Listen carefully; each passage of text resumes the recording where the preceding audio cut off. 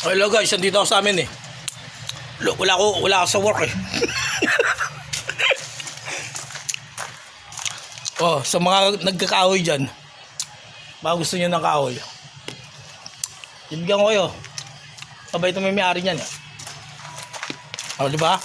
Ito yung jeep. Pang field trip. Gusto nyo ba? Binibenta ata yan eh. Pwedeng pabahay din yan. Anong bahay? Lugar namin. Dami lahat taas.